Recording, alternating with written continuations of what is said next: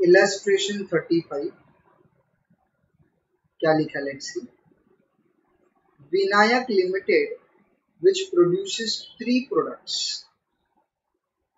furnishes you the following information for 2015-16। बोलो कितना product बना रहा है सर? 3 प्रोडक्ट बना रहा है। ओके, कौन सी ईयर का डेटा दिया है सर? 2015 एंड 16। ओके, प्रोडक्ट का नाम क्या है? A, B and what? C.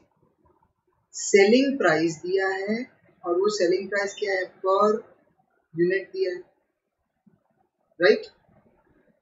Profit volume ratio मतलब पीवी रेशियो कितना परसेंट? 10%। चलो बताओ 100 का 10% सर 10 रुपीज।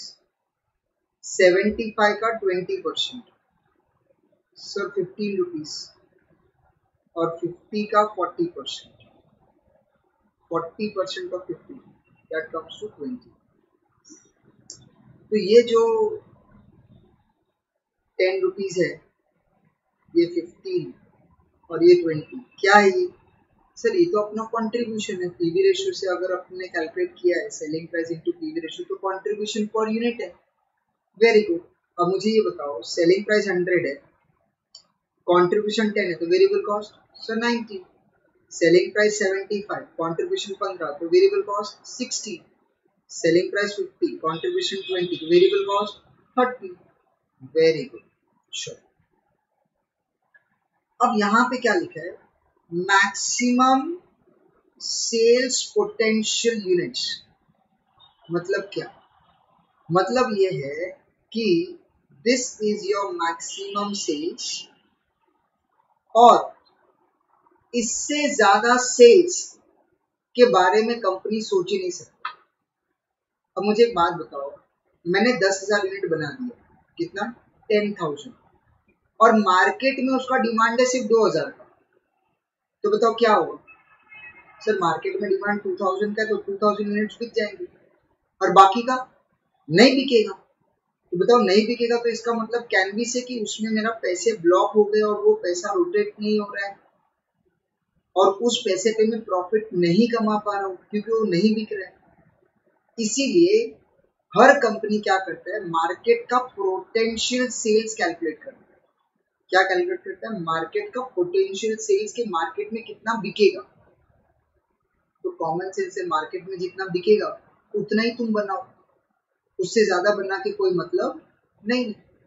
और अगर तुम्हारे पास उससे ज्यादा पैसा है या रिसोर्सेज अवेलेबल है तो switch to the next product. ठीक है, चलो तो बोलो उसने क्या बोला है? प्रोडक्ट ए हम लोग कितना यूनिट्स बना सकते हैं? 40,000। प्रोडक्ट बी कितना? 25 एंड प्रोडक्ट सी कितना? 10। Okay, now this is the important point. Raw material content is as percentage of variable cost। तो जितना भी तुम्हारा वेरिएबल कॉस्ट है उसका 50% इज मटेरियल। क्या बोला? जितना भी तुम्हारा वेरिएबल कॉस्ट है उसका 50% क्या है? मटेरियल। सर वो तो समझा अभी, लेकिन ये इसने ऐसे क्यों दिया कि उसका 50% मटेरियल है? ये सब 50% है ना? ओके, चलो देखते बाद में समझेंगे वो क्यों दिया है, बट इतना बोला कि जितना वेरिएबल कॉस्ट है 50% क्या है? मटेरियल। ओके, चलो let's go ahead. The expenses fixed are estimated at 6,80,000. The company uses a single raw material in all the 3 products. ये थोड़ा सा इम्पोर्टेंट पॉइंट है अपने लिए कि रॉ मटेरियल एक ही है और वो तीनों प्रोडक्ट में यूज होता है। तो मतलब अगर रॉ मटेरियल का तुम्हारा कंस्ट्रेन है, मतलब प्रॉब्लम है, तो तुमको तुम्हारा रॉ मटेरियल इफेक्टिवली यूज करना पड़ेगा। तो तुमको रॉ मटेरियल कहाँ यूज करना पड़ेगा? जहां पे कंट्रीब्यूशन पर केजी ऑफ रॉ मटेरियल सबसे कम लग रहा है, वो प्रोडक्ट हम लोगों को ज्यादा से ज्यादा बनाना पड़ेगा, राइट। तो जहां पे कंट्रीब्यूशन हम लोगों को पर केजी ऑफ रॉ मटेरियल ज्यादा से ज्यादा कंट्रीब्यूशन मिलेगा, that product will be the best product for us. Okay, चलो आगे देखते हैं उसने क्या बोला। यहां से बोला देखो, raw material is in short supply. Okay, मतलब जो रॉ मटेरियल है दैट इज अवर की फैक्टर। तो मुझे क्या करना पड़ेगा, अगर रॉ मटेरियल की फैक्टर है तो मुझे क्या करना पड़ेगा, क्या फाइंड आउट करना पड़ेगा, कंट्रीब्यूशन पर रॉ मटेरियल। तो रॉ मटेरियल यूनिट्स में भी हो सकता है, अमाउंट में भी हो सकता है, लेकिन कंट्रीब्यूशन पर रॉ मटेरियल मुझे चाहिए, राइट। आगे चलते देखते क्या लिखा है मैंने। And the company has a Kota for the supply of what raw material for the value of rupees कितना 18 lakhs for the year 2011-12 for the manufacture of its product to meet the sales demand। मतलब market में अगर खरीदने जाएंगे तो total मिला के 18 लाख का रॉ मटेरियल हम लोग खरीद सकते हैं, उतने का अपना मार्केट में कोटा है। तो अब तुमको अगर 18 लाख से ज्यादा का रॉ मटेरियल चाहिए तो नहीं मिलेगा, और कॉमन सेंस से तभी तो वो रॉ मटेरियल अपने लिए कंस्ट्रेंट बन गया, बोले तो की फैक्टर बन गया, लिमिटिंग फैक्टर बन गया। तो हम लोग क्या करेंगे, कंट्रीब्यूशन पर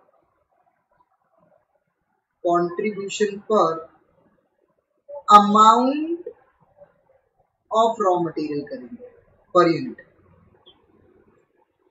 कंट्रीब्यूशन पर amount of raw material. Sir आपको कैसे समझा अमाउंट लेना है? अरे यहाँ पे अगर तुम ध्यान से देखोगे तो ये 18 लाख जो है वो अमाउंट में है ना, तो उसने जो हम लोगों को लिमिटिंग फैक्टर दिया वो ये बोला है कि 18 लाख का ही रॉ मटेरियल मिलेगा। तो जहां पे कम से कम रॉ मटेरियल यूज करके ज्यादा से ज्यादा कंट्रीब्यूशन मिल रहा है तो that will be our better option. ठीक है, तो इसने क्या बोला है, set a product mix. Product mix का मतलब हम लोग ए का कितना प्रोडक्ट बनाए, बी का कितना बनाए, सी का कितना बनाए, which will give a maximum overall profit keeping the short supply of raw material in view। और बोले compute that maximum profit, मतलब जो भी maximum profit है वो भी कैलकुलेट करके बताओ। ओके, चलो थोड़ा सा इंटरेस्टिंग क्वेश्चन है, लेट्स सी उसका सॉल्यूशन हम लोग कैसे करेंगे। बोलो कितना प्रोडक्ट है, 3 प्रोडक्ट है, A B and C, right. चलो what is the selling price. Sir selling price का अगर हम लोग बात करें तो दैट इज 100, 75 एंड 50। तो यहाँ पे हम लोग लिख देते हैं सेलिंग प्राइस 100, 75 एंड 50, माइनस कर देंगे इसमें से हम लोग वेरिएबल कॉस्ट। तो बोलो क्या मिलेगा। सर वेरिएबल कॉस्ट अगर माइनस कर दोगे तो कॉमन सेंस से कंट्रीब्यूशन मिलेगा। Very good. चलो मुझे बताओ पहले वाले में कंट्रीब्यूशन कितना परसेंट है। सर 10% है, तो यहाँ पे दिस इज 10%। दूसरे वाले में कितना परसेंट है। Sir it is 20%। एंड अगर मैं तीसरे केस का बात करूं दैट इज 40%, राइट। चलो बोलो 100 का 10% इज 10, तो वेरिएबल कॉस्ट इज 90। 75 का 20% gives you 15, so this comes to 60, this is 20, तो ये आ जाएगा 30।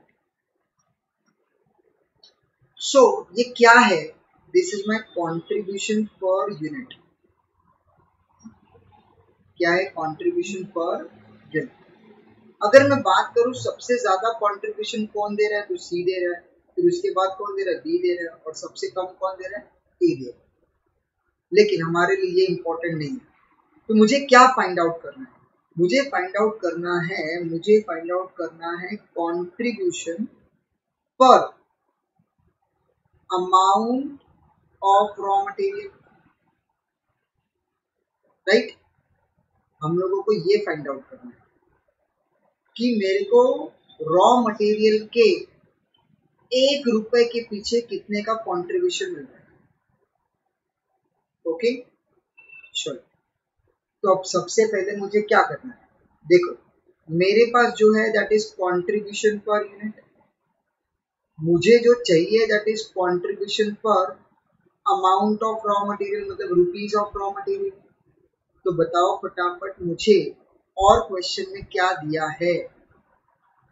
अगर तुम लोग ध्यान से देखोगे तो यहाँ पे क्वेश्चन में बोला है कि जो रॉ मटेरियल है that is 50% of total variable cost. तो यहाँ पे देखो मुझे जो पता है वो है raw material cost per unit. मुझे जो पता है वो क्या है, रॉ मटेरियल कॉस्ट का पर यूनिट।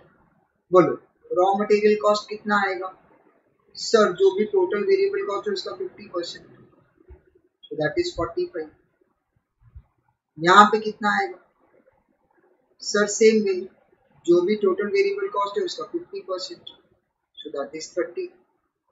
और यहाँ पे कितना आएगा, जो भी टोटल वेरिएबल कॉस्ट है उसका 50%, दैट इज 1550, राइट।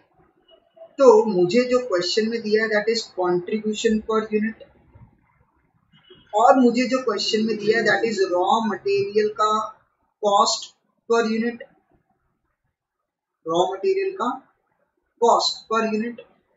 अब अगर मैंने इसको मल्टीप्लाई कर दिया तो यूनिट और यूनिट मल्टीप्लाई हो जाएगा, राइट। और यहाँ पे रॉ मटेरियल का कॉस्ट का मतलब अमाउंट ऑफ रॉ मटेरियल। तो मुझे क्या करना पड़ेगा, इसको डिवाइड करना पड़ेगा सो दैट कि contribution upon units into units divide by amount of raw material is equal to contribution upon amount of raw material मिल जाएगा। तो that is contribution per rupee of raw material, right. तो बताओ फटाफट यहाँ पे क्या करना पड़ेगा सर, यहाँ पे करना पड़ेगा डिवाइड। तो बोलो 10 divide by 45, 10 divided by 45, that gives me how much sir, वो तो आ रहा है 0.22। याद रखना लिखने के लिए मैंने 0.22 लिखा है, बट जब मैं कैलकुलेट करूंगा तो मैं 0.2222 पूरा 12 डिजिट पूरा भर दूंगा। Okay, then similarly 15 divided by 30, that is 0.5, and 20 divided by 15, that gives me 1.33। तो यहाँ पे जो मेरा कंट्रीब्यूशन है, contribution per rupee of raw material, contribution per rupee of raw material, right. तो that is 0.22, then 0.5 and then 1.3। तो फटाफट मेरे को इनका रैंक बता दो, रैंकिंग। बोलो सबसे ज्यादा तुम लोगों को कम से कम रॉ मटेरियल यूज करके ज्यादा से ज्यादा कंट्रीब्यूशन कौन दे रहा है, सी, तो उसका रैंक 1। फिर उसके बाद बी और फिर ए। तो ये हम लोग ने डिसाइड कर दिया उन लोगों का रैंकिंग। ओके चलो, अब अगर मैं थोड़ा सा दिमाग लगाऊं तो क्वेश्चन में अब हम लोगों को क्या करना है। देखो 3 प्रोडक्ट है ए बी और सी, और सबसे पहले तो मैं बनाऊंगा प्रोडक्ट सी, फिर बाद में मैं बनाऊंगा प्रोडक्ट बी, और फाइनली अगर पैसा बचता है तो मैं बनाऊंगा प्रोडक्ट ए। ठीक है, तो ये है मेरा प्रोडक्ट जो मुझे बनाना है, राइट। उसका यूनिट्स कितना बनाएंगे, यूनिट्स वो एक एक करके डिसाइड करना पड़ेगा। चलो फटाफट मुझे बताओ सी का मार्केट डिमांड क्या है, सी का मार्केट में डिमांड क्या है सर, 10,000 यूनिट्स। तो क्या तुम उससे ज्यादा बनाओगे सर, उससे ज्यादा बना के तो वेस्ट होने वाला है, तो उससे ज्यादा बना के क्या मतलब। वेरी गुड, तो वही मैं बता रहा हूँ, जो सी का यूनिट्स है मैक्स टू मैक्स अपन 10,000 बनाएंगे, right. Amount of raw material per unit. बोलो एक यूनिट को बनाने के लिए कितने रुपीस का रॉ मटेरियल लगता है? प्रोडक्ट सी का बात कर रहे हो? हाँ, तो देखो प्रोडक्ट सी को बनाने के लिए प्रोडक्ट सी को बनाने के लिए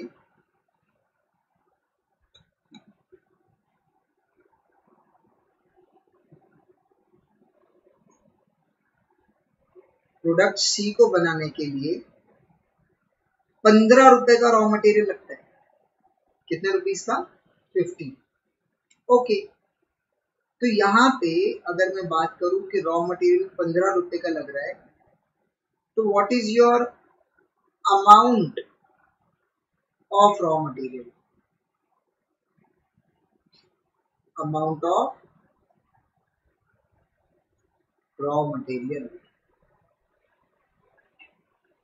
सो 10,000 इंटू 15 कम्स टू 1,50,000। चलो सी बनाने के बाद बताओ अब तुम क्या बनाओगे? सर अब तो हम लोग बनाएंगे बी, क्योंकि उसका रैंक 2 है और वो अपने को कम से कम रॉ मटेरियल लेकर ज्यादा से ज्यादा प्रॉफिट देने का कोशिश कर रहे हैं। तो चलो फिर अब यहाँ पे आ जाएगा बी, और बी का बनाएंगे कितना यूनिट्स? 25,000 यूनिट्स। और बी को बनाने के लिए, एक यूनिट को बनाने के लिए कितने रुपीस का रॉ मटेरियल लगता है?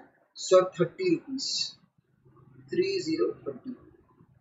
So 25,000 into 30, that gives me 7,50,000।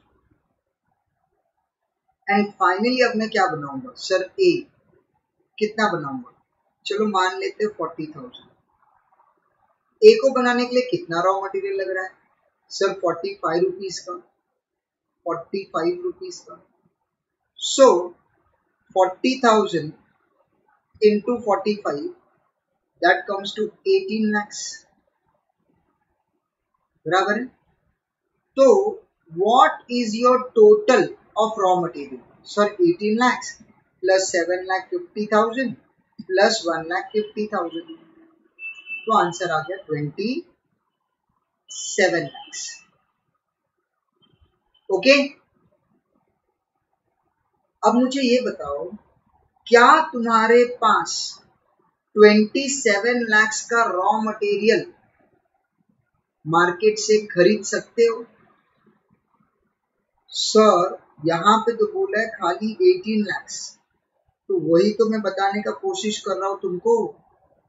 और अगर तुम मार्केट से 27 lakhs का रॉ मटेरियल परचेज कर पाते तो ये की फैक्टर बनता ही नहीं। की फैक्टर का मतलब क्या होता है कि वो जो चीज है वो हमारे पास अवेलेबल नहीं है। तो जैसे अगर यहाँ पे देखोगे तो मुझे जो रॉ मटेरियल चाहिए दैट इज 27 lakhs का रॉ मटेरियल मुझे चाहिए, but what is available in the market? The availability in the market is total 18 lakhs। तो जो मेरे पास रॉ मटेरियल अवेलेबल है वो टोटल 18 lakhs का ही अवेलेबल है। तो इसका मतलब ये मेरा रॉन्ग हो गया और उसकी वजह से ये भी रॉन्ग हो गया, राइट? अब देखो ये जो 10,000 है ये तो मैं बनाएगा ही, उसमें 15 रुपए का रॉ मटेरियल का करेंगे तो 1,50,000 तो रॉ मटेरियल लगना ही लगना है प्रोडक्ट सी के लिए। प्रोडक्ट बी का बात करें तो मार्केट में डिमांड है 25,000, 30 रुपीज के हिसाब से वहां पे भी 7,50,000 लगेगा ही लगेगा। प्रोडक्ट सी का अगर मैं बात करूं, प्रोडक्ट सी का मार्केट में डिमांड है 40,000, लेकिन 40,000 यूनिट्स हम लोग बना नहीं सकते क्योंकि उतना मार्केट में मिलेगा ही नहीं।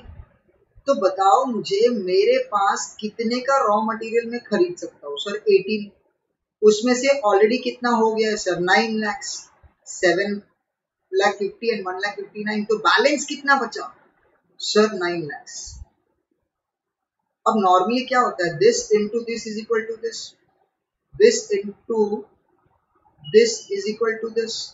तो सिमिलरली यहाँ पे भी कुछ तो आएगा, उसी को मल्टीप्लाई करके हम लोगों को ये मिलेगा। तो यहाँ पे उल्टा कर लो, ये 45 यहाँ पे मल्टीप्लाई वहां जाके डिवाइड होगा, तो it will become 9 lakhs divided by 45। So that comes to 20,000 units. So this is your best production mix. 10,000 C का, 25,000 B का and 20,000 A का. This is the best production mix जो तुम्हारे करंट सिचुएशन में ज्यादा से ज्यादा प्रॉफिट देगा. ओके चलो, अगर मैं क्वेश्चन का बात करूं तो क्वेश्चन के अंदर है ना, उसने बोला है कैलकुलेट दैट मैक्सिमम प्रॉफिट. उसने तुम लोगों को प्रोडक्ट मिक्स तो पूछा ही है, उसी के साथ साथ उसका प्रॉफिट भी पूछा है. चलो तो वो भी कैलकुलेट कर ले. बोलो, यहाँ पे अगर हम लोग ध्यान से देखें तो मुझे यूनिट्स पता है, मुझे यहाँ पे देखो सबका यूनिट्स पता है कि नहीं पता है. सी का भी पता है, बी का भी पता है, ए का भी पता है. अब मुझे कैलकुलेट करना है टोटल कंट्रीब्यूशन. क्या कैलकुलेट करना है? टोटल. तो मैं क्या करूंगा, यहाँ पे लिख दूंगा कंट्रीब्यूशन पर यूनिट. तो कंट्रीब्यूशन पर यूनिट हम लोगों ने ऊपर ऑलरेडी कैलकुलेट किया है. बताओ सी का कितना है? सर कंट्रीब्यूशन पर यूनिट है ना, ये वाला है, ये वाला 10, 15, 20. नहीं तो साला तुम ये वाला ले लेगा तो गड़बड़ हो जाएगा, है ना. कंट्रीब्यूशन पर यूनिट का बात करें, कंट्रीब्यूशन पर यूनिट. ओके, तो what is contribution per unit for C? Sir C का है 20 रुपीज. बी का? सर बी का है 15 और ए का है 10. बी का है 15 और ए का है 10. राइट. तो ये क्या है सर? ये है कंट्रीब्यूशन पर यूनिट. तो अपन मल्टीप्लाई करेंगे यूनिट्स के साथ, तब जाके हम लोग को मिलेगा टोटल कंट्रीब्यूशन. क्या मिलेगा? Total contribution. बोलो 10,000 into 20, that comes to how much? Sir 2 lakhs. Then 25,000 into 15, 25,000 into 15, that gives me 3,75,000. And 20,000 into 10, that gives me 2 lakhs. So what is my total contribution? Total contribution. बोलो total contribution कितना आएगा? 2 + 2 4, 4 + 3 7, 7,75,000. Minus कर देंगे profit, sorry minus कर देंगे हम लोग contribution में से कॉस्ट, फिक्स्ड कॉस्ट, और तब जाके हम लोगों को क्या मिलेगा? अपना profit. Right. What is the fixed cost? अगर यहाँ पे देखोगे ध्यान से तो फिक्स्ड कॉस्ट है 6,80,000. 6,80,000 is my fixed cost. So what will be the profit? 7,75,000 minus 6,80,000. So my profit is 95,000. So what is 95,000? Sir, 95,000 is the maximum profit as per given condition. Clear? चलो जरा इन लोगों को सॉल्यूशन के साथ थोड़ा सा match कर लेते हैं. ज्यादा डिटेल में नहीं देखते इन लोगों का प्रेजेंटेशन, सिर्फ फाइनल आंसर देख लेते हैं. That is 95,000. ओके चलो, तो एक बार मैं फिर से बता दूं, ये जो 9 lakhs है, ये 9 lakhs अपना है बैलेंसिंग फिगर. क्या है? पहले ये फाइंड आउट किया, ये फाइंड आउट किया, ये तो क्वेश्चन में दिया है, ये बन जाएगा तुम लोग का बैलेंसिंग फिगर. यूजुअली क्या होता है? This into this is equal to this. तो इस बार क्या करना है? इसको इससे डिवाइड कर दो तो तुम लोगों को ये आंसर मिलेगा. ओके तो इसी मैनर में तुम लोगों को एग्जाम में भी प्रेजेंट करना है। डन। चलो अब आ जाते हैं हम लोग अपने नेक्स्ट क्वेश्चन पे। चलो एक छोटा सा सिंपल सा क्वेश्चन है, जरा ये भी देख लेते एक बार। क्या लिखा है? A limited company manufactures 3 different products and the following information has been collected from the books of accounts. 3 product बना रहे हो, S, T and Y। Sales का मिक्स दिया है। क्या दिया है? Sales mix.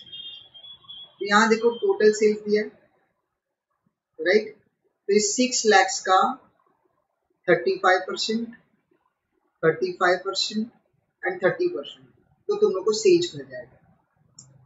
सेलिंग प्राइस दिया हुआ है, तो तुम लोग यूनिट्स कैलकुलेट कर सकते हो। वेरिएबल कॉस्ट का भी पर यूनिट दिया है, तो कंट्रीब्यूशन पर यूनिट मिल जाएगा। तीनों का टोटल ले लो, तो उसमें से फिक्स्ड कॉस्ट माइनस कर दो, तो तुम लोग को प्रॉफिट मिल जाएगा। Okay, then the company has currently under discussion a proposal to discontinue the manufacture of product Y and replace it with product M। तो Y बंद करो और उसके जगह पे M को चालू करो। When the following results are anticipated, ठीक है, तो अब वो बोल रहा है ये ऐसा हो गया। तो अब मेरा जो सेल्स है 6,40,000, 50% S है, 25% T है और 25% M है, राइट। यहाँ पे ये परसेंटेज का साइन नहीं है, ये गलती से है यहाँ पे, राइट। तो जब ये मल्टीप्लाई करोगे तो तुम लोगों को वहां पे सेल्स मिक्स मिल जाएगा, डिवाइड करो सेलिंग प्राइस से तो तुम लोग को यूनिट सोल्ड मिल जाएगा। फिर वेरिएबल कॉस्ट का पर यूनिट दिया है, कंट्रीब्यूशन मिल जाएगा, कंट्रीब्यूशन का टोटल ले लो, उसमें से फिक्स कॉस्ट को माइनस कर दो, इसका प्रॉफिट मिल जाएगा, राइट। तो क्या बोल रहा है? Will you advise the company to change over the production of M, give reasons. Common sense से गिव रीजन में प्रॉफिट ज्यादा है तो चेंज करो, नहीं ज्यादा हो रहा है तो मत चेंज करो। देखो प्रेजेंटली एस है, टी है और वाई है, राइट। जो भी टोटल सेल्स था उस सेल्स का 35%, 35% एंड 30%, कितना आ गया? 2,10,000, 2,10,000 and what 1,80,000, right. Okay sir, अब ये वेरिएबल कॉस्ट कैसे आया? देखो एक का मैं बताता हूँ, ध्यान से सुन लो। मुझे सिर्फ ये बताओ सेलिंग प्राइस कितना है? सर 30, बराबर है। सेलिंग प्राइस कितना है? 30 है। ये कट कर देता हूँ, परसेंटेज गलती से मिसप्रिंटेड है। सेलिंग प्राइस 30 है और वेरिएबल कॉस्ट सर 15। अच्छा अब यहाँ पे आ जाओ। अगर मैं ये बोलूं कि सेलिंग प्राइस है 30 रुपीज, ध्यान से सुनना, सेलिंग प्राइस है 30 रुपीज और सेल्स है 2,10,000, तो क्या मैं यूनिट सोल्ड फाइंड आउट कर सकता हूँ? हाँ सर बिल्कुल। कैसे? 2,10,000 का सेल्स है डिवाइडेड बाय 30 रुपीज का सेलिंग प्राइस है, तो यूनिट्स सोल्ड विल बी 7,000। तो unit sold will be how much? 7,000। Variable cost कितना था? 15 रुपए। कॉन्ट्रीब्यूशन कितना आएगा? 15 रुपए। तो 7,000 into 15 gives you how much? 1,05,000। कुछ समझ में आ रहा है क्या? और similarly 7,000 into 15 will give you how much? 1,05,000। Similarly अगर मैं प्रोडक्ट टी का बात करूं, प्रोडक्ट टी सेलिंग प्राइस है 40 रुपए और वेरिएबल कॉस्ट है 20। चलो मेरे को बताओ, अगर मैंने ये बोल दिया कि यहाँ पे सेलिंग प्राइस है 40 रुपए, ये है 20 रुपए, ये आएगा 20, ये सेल्स तो तुमको पहले से ही पता है 2,10,000, तो क्या हम लोग यूनिट सोल्ड ढूंढ सकते हैं? हाँ sir, 2,10,000 divided by 40 selling price, तो यहाँ पे सर यूनिट्स आएगा 5,250 यूनिट्स। बस 5,250 इंटू 20 कर दो per unit, that comes to 1,05,000 और यहाँ पे क्या आएगा 1,05,000। थर्ड केस में अगर मैं बात करूं तो सेलिंग प्राइस है 30 और सेलिंग प्राइस है 20 और वेरिएबल कॉस्ट है 12। ओके, तो यहाँ पे अगर मैं बात करूं तो सेलिंग प्राइस जो है वो है 30, ये है 12, सेलिंग प्राइस कितना बोला 20, ये 12 तो ये बन जाएगा 8, राइट। हम लोगों को ये 1,80,000 तो पहले से ही पता है, तो करके बताओ अभी। 1,80,000 का सेल्स है डिवाइडेड बाय 20 तो यूनिट्स आ जाएगा 9,000 और फिर 9,000 इंटू 12 करो, 9,000 इंटू 8 करो तो तुम लोग को 1,08,000 और 72 भी बचे। टेक द टोटल, सबका टोटल ले लो, उसमें से फिक्स कॉस्ट 1,80,000 माइनस कर दो। What is your profit? Profit है 1,02,000। ओके, तो जब y था तब प्रॉफिट है 1,02,000। अब हम लोग y को चेंज कर रहे हैं m के साथ। 6,40,000 का सेल्स दिया है, उसका 50% 3,20,000 आएगा, 25% 1,60,000 और 25% 1,60,000। अब जैसे ऊपर किया सेम पे इसमें भी देखो, selling price, variable cost, per unit सब कुछ दिया हुआ है हम लोगों को, राइट। तो सेलिंग प्राइस लिखो, तुम लोग को यूनिट सोल्ड मिलेगा, वेरिएबल कॉस्ट से मल्टीप्लाई करो, कंट्रीब्यूशन मिल जाएगा, राइट। कंट्रीब्यूशन का टोटल ले लो, उसमें से फिक्स्ड कॉस्ट माइनस कर दो, you will get the profit. अब मुझे बताओ प्रॉफिट कितना मिल रहा है? सर 1,40,000।